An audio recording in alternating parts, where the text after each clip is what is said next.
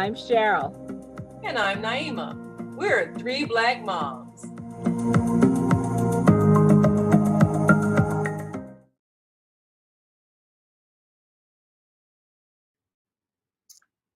Good evening and Merry Christmas for those who are celebrating the Christmas holiday. Happy Hanukkah for those who are celebrating the Jewish holiday. And for those who are looking forward to the cultural celebration of Kwanzaa, Happy Kwanzaa. Kwanzaa is a cultural celebration created by Maulana Ron Karenga in 1966 as a way to connect the people of African descent to their heritage. Now, it's a combination of a lot of things in terms of the ceremony. And it's celebrated from December 26th through January 1st. And it's kicking off tomorrow, December 26th, with the first principle of umoja, which means unity. Now, one of the greatest challenges that the African American community has had is in uniting when it comes to some basic principles of behavior. Unfortunately, we are still struggling in many of our urban communities with fear of violence, theft, and other disruptive things that make it very difficult to feel trust in your neighbor for that kind of unity that the principles of Kwanzaa are all about. With so many negative images, our children have a difficult time feeling pride in who they are. And sometimes this pride and heritage has to come from home, and it has to come from parents who need to have some historical background to their teachings of their children. So today we're going to take a look again at pride in African culture, teaching children pride in African culture. And we want you to think about this as we share these thoughts, because as you know, there are a lot of people around the world who are seeing images that do not reflect pride. And so if we're going to have our children be proud of who they are, we have to be proud of who we are. We have to reflect it in our own behavior. So as we prepare for this upcoming Kwanzaa celebration, let's think of ways we can share knowledge with our children and provide an atmosphere that they will find pleasing to identify with this cultural identity as people of African descent. We'll be right back with our three Black moms and teaching children pride in African culture. We'll be right back.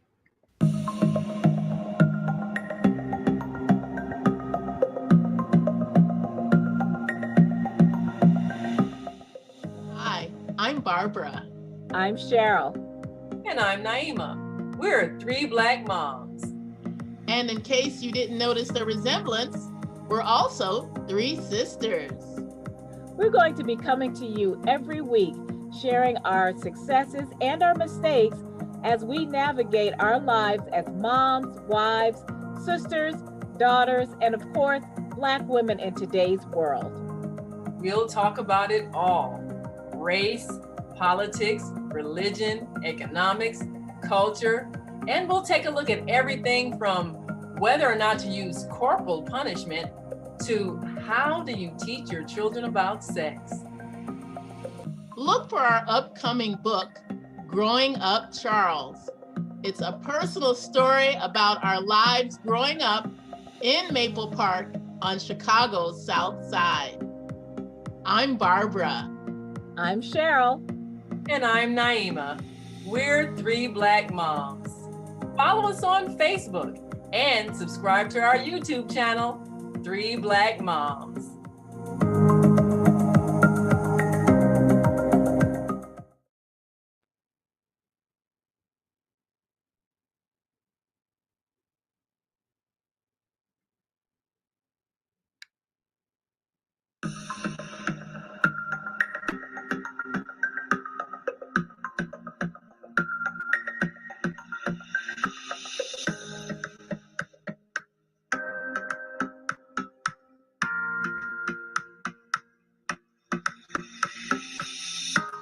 Hi, I'm Barbara. I'm Cheryl. And I'm Naima. We're three Black moms.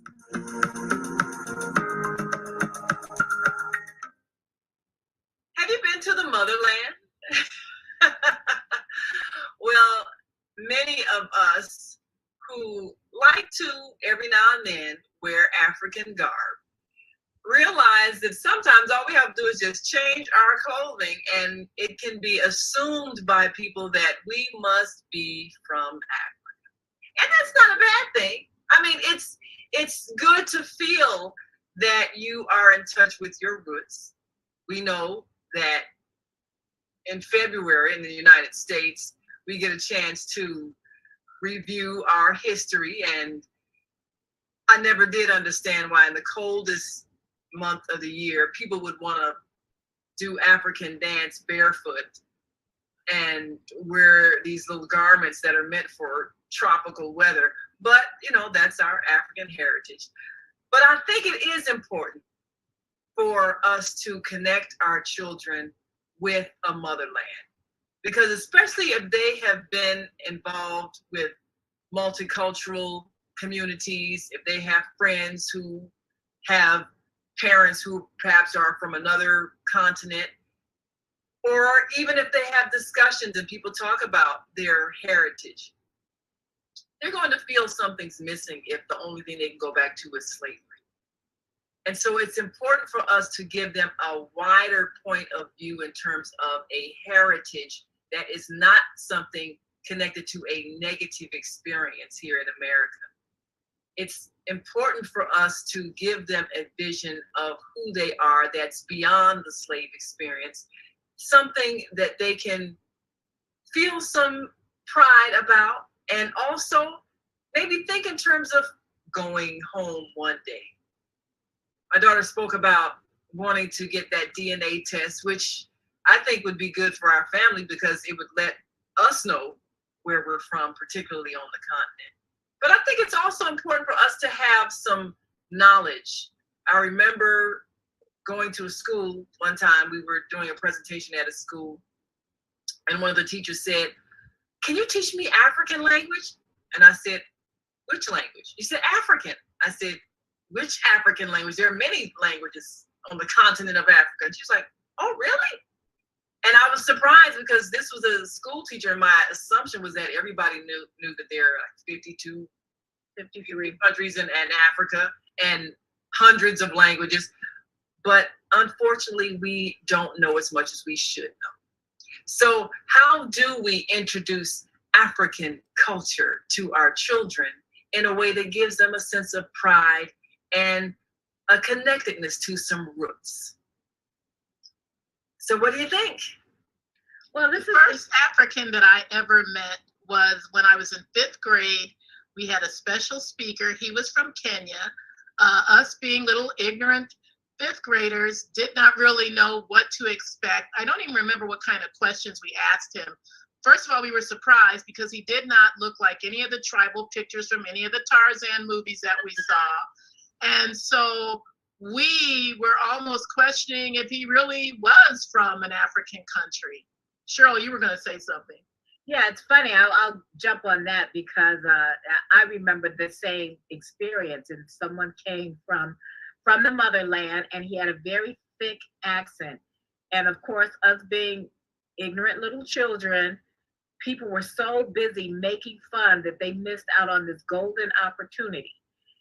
And yet, so we have called ourselves African Americans because we don't know where we're from on the motherland.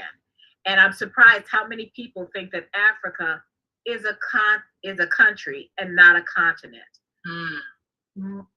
There are way too many people who don't know that there are 53 countries in the continent of Africa. And by the way, I did buy one of those 23andMe, and eventually I'm going to get around to spitting in the tube, and I'll let you all know where we're from. Yeah.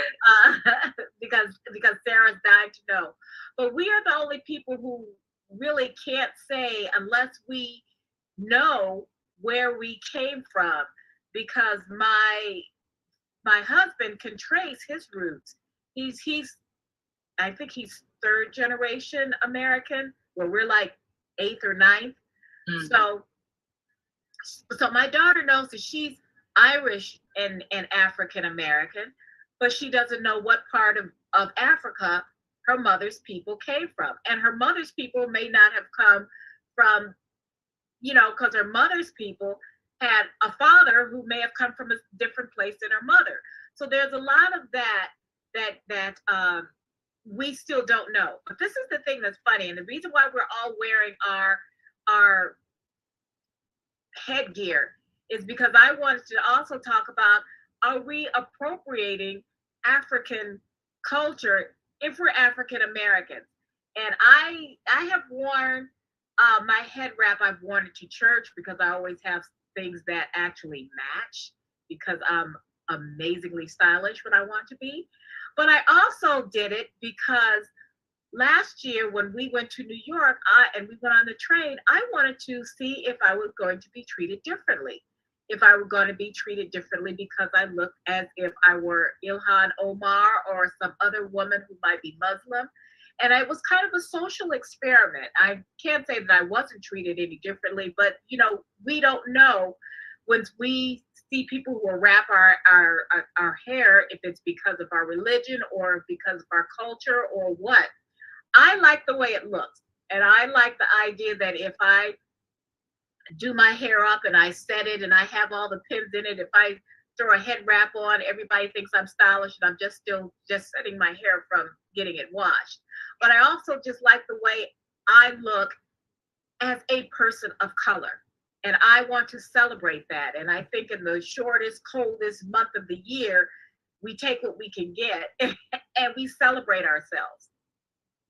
I remember in high school, back at Fanger, at the senior talent show, 6 very beautiful, brave Black women did an African dance. It was so enthralling. It was so demonstrative with the way, the expressions, the drum beat, just everything was just glorious. It just made such an impression on us. And I remember also when I was visiting Lavinia in China during the World's Fair, right? The World's Fair, yeah. And got a chance to meet a number of Africans who were there representing. There were different African countries that were there. I got in a conversation with a young man, and he said, "Oh, you're American. You are not from the motherland." I was laughing because obviously my speech gave it away.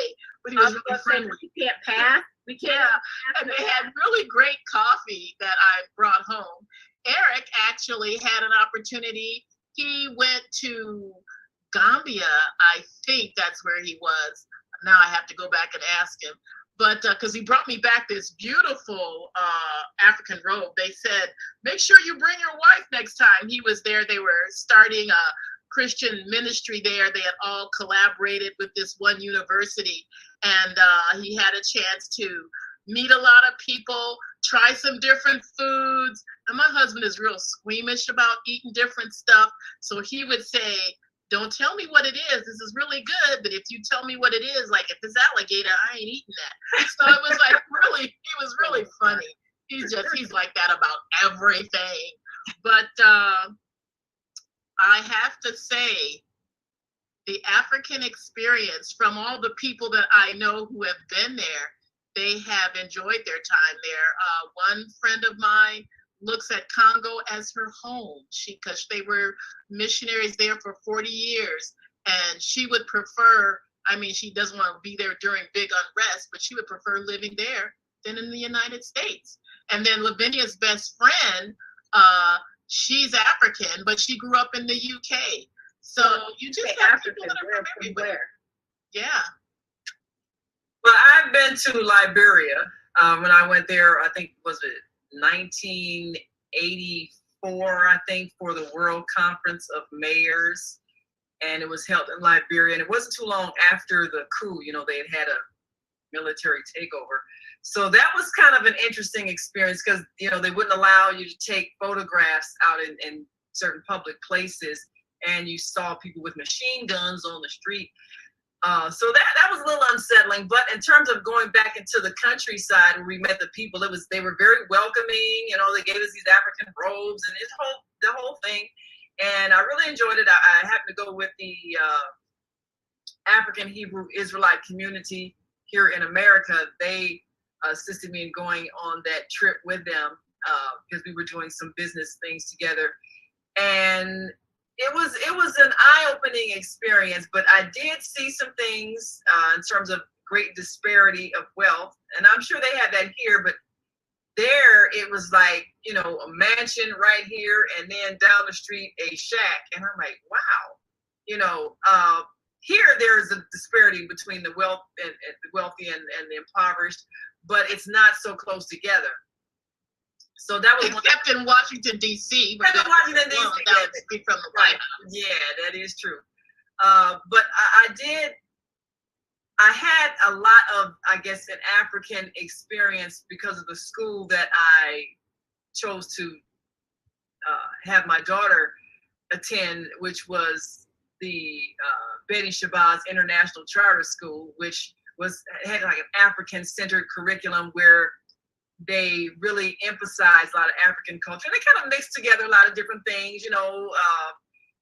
Some of the words and terms we used were Swahili, you know, some were Zulu, you know, some were Yoruba, but it's okay. I mean, you got a little bit of flavor of each thing, and they did a lot of African dance, drumming, and that sort of thing. And I remember, of course, you remember Zakia's 8th grade graduation, and I mean, very lively, a lot of dancing, drumming. Matter of fact, I don't know if it was Eric or Sean, but one of them said, you know, compared to the graduations I've been to, those graduations are more like a funeral compared to this. This is like major celebration.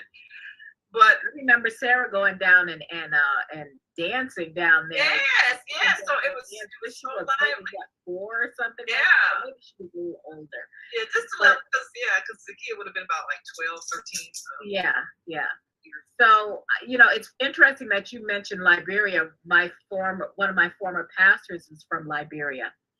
And she actually was there. She knew like a lot of those people. She had been like a government person. And then when the coup came, she actually had to get her 5 kids out of there. Oh, yeah. And it was interesting because she told me something about Liberia that I didn't know. You know, Liberia was started by immigrants from America.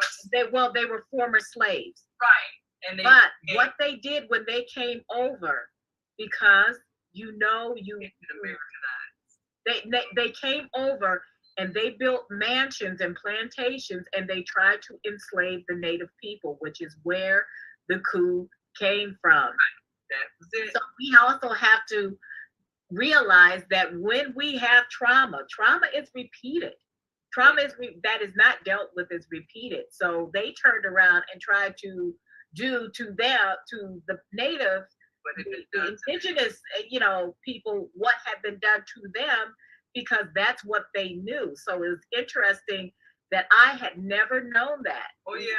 And until she talked to me about this, and she's an amazing woman, and she's pastor now at a church in Framingham, I believe. But yeah, I learned a lot about that, and it's funny because we grew up, the three of us, we grew up at a time when what we saw of Africa was Tarzan, who, as raised by apes, was apparently more civilized than the people who were there. That the jungles of Africa, and I actually had to tell someone very recently that there are no jungles in Africa. There are rainforests. There are no jungles. And someone asked me, because apparently they're Google. This was on Instagram. So they don't know what a jungle is. Work. That's probably one thing. Different. What? And I said, well, you can Google this, but rainforest and vegetation is over, jungles the vegetation is under. So that's the short answer. But yeah, I had a experience when I was in college. We had an Ethiopian prince who was a student one year there, and I wrote a little section about it in the upcoming Growing Up Charles book, and actually there was a coup that took place while he was a student with me at Bradley, and it was a 50, 60 member bloodbath. They called it Black Saturday. His entire family, first they were under house arrest and then they were executed. And that was very traumatic. And of course, us ignorant students at Bradley, we didn't even know how to handle that. I don't even know if there was any protests on behalf of his country, if there was a lot of people coming to console him. He wasn't allowed to go back home. Wow. This was just, we were just removed. And yes. We just did not know how to react. We were busy being Negroes. Yeah. We were busy being Negroes. We didn't have a global. We didn't connect with our motherland yet. And we still haven't in a lot of ways. And we should. So when would you say your point of view changed from the Tarzan brainwashing to really understanding that it was brainwashing and knowing some basic facts like there are 53 countries in Africa and in many languages? When did that realization come to you? Was it a class? Was it in college? When did the light come on in your head and you learned those things? I think for me it was when I met some actual Africans. When I did meet some actual Africans who were the ones that I have met, especially since moving here in Florida. They are immigrants. They come here. Some of them are just here to learn a skill, take it back home to their country, their people, their family. Some of them are students. Some of them are immigrants who intend to live here. And that has been the most recent thing. But even before living here and actually meeting Africans in the workplace. Now, I will say this. Once you have, and I've never visited any African country, so my opinion may change later, but what I have learned from other Americans who visited Africa, they say you come back recognizing how American you are. It's okay to go and visit the motherland and really try and have some kind of kinship and fellowship, kind of like Alex Haley, who went back and found, his relatives from doing roots and the whole thing. But what I heard from another friend of mine, he said when he went, and I forgot which country he said he visited, but he said the people there, they were mean to him. They didn't want him taking any pictures. He said he was so glad to come back to the United States. Now, I don't know, maybe he gave off a bad vibe. Depends on the country too. Why would you want to take pictures of somebody else without their permission also? Now, I'll tell you the answer to your question first. I have to shout out Mrs. Barry. She was my 8th grade teacher. They ended up firing her, actually. And we did a whole show on African history with African dance, with the script, with everything. And she taught us about who we were and the pride that we had and all the things that had been invented by our people before Neanderthals crawled out of their caves. So I grew up with this sense of pride through her, through other teachers that I had, Mrs. Corley. Remember Mrs. Corley? We had, and this is the shows you the Corley, Mrs. Hargrave. I don't remember if I had Miss Hargrave. I had Mrs. Hargrave for 4th grade. But this is the thing, is that when you grow up with Black teachers who can give you that sense of purpose and that sense of self and that awareness and that pride, it changes how you look at your motherland. Now, I want to speak to someone going over to Africa and taking pictures. I like for some people to look at an Instagram. It's called No White Saviors. And you see where people go over and they either, want to, colonize or maybe Christianize, prophesy or whatever going to do to these people, and they don't have the same respect for their culture and their country that they would somewhere else.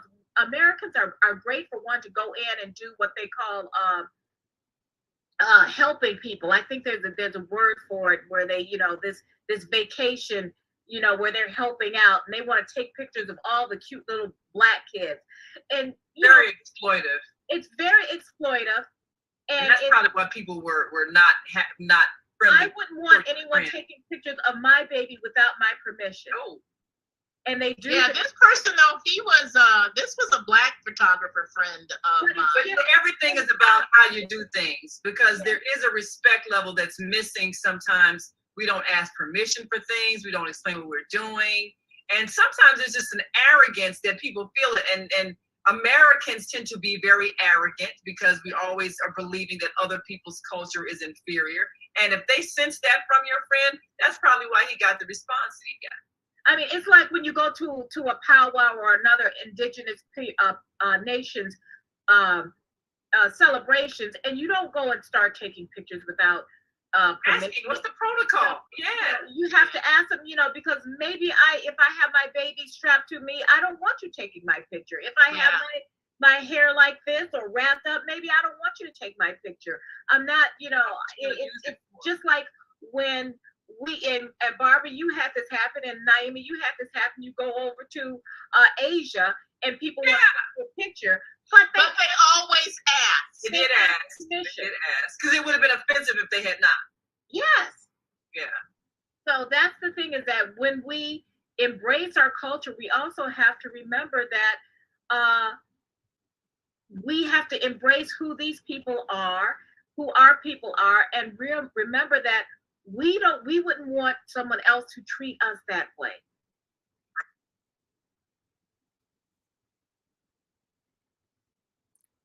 Yes. Remembering African culture and remembering to respect African people, even if we are African American. Well, as we get ready for the Kwanzaa celebration, which is a celebration of African culture, we have to also remember this is an African American tradition that many have adopted across the world, many in the diaspora. However, its purpose was to try to reconnect us with that lost heritage, with the understanding that much of the rituals are based on an agricultural community, and a whole lot of us are urban. So even the feast at the end of the first fruits, well, you don't even know what first fruits means if you never farmed.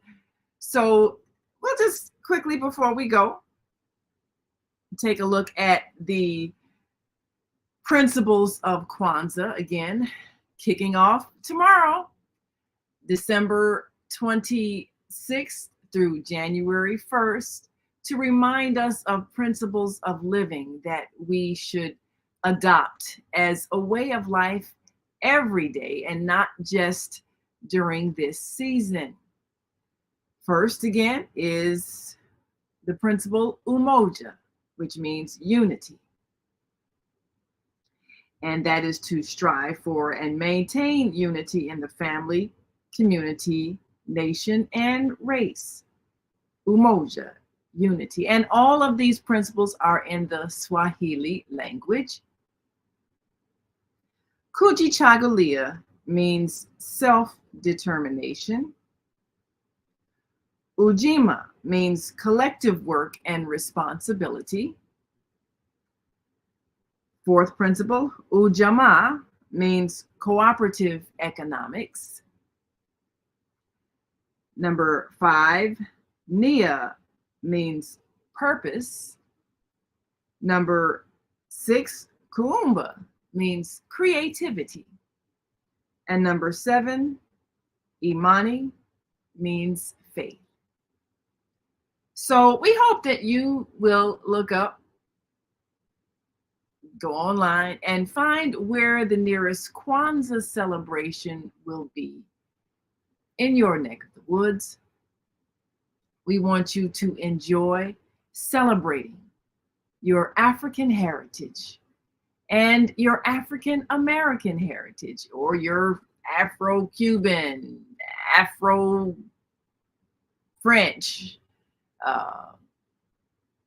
Afro-German, whatever you are. The African heritage is about principles of living and respect. And when we can embody that every day, then we'll truly understand what it means to be an African people. I'm Naima Latif, on behalf of 3 Black Moms. Remember to like and subscribe to our YouTube channel, 3 Black Moms. Like us on our Facebook page, 3 Black Moms. And enjoy the rest of your holiday season. And have a happy Kwanzaa.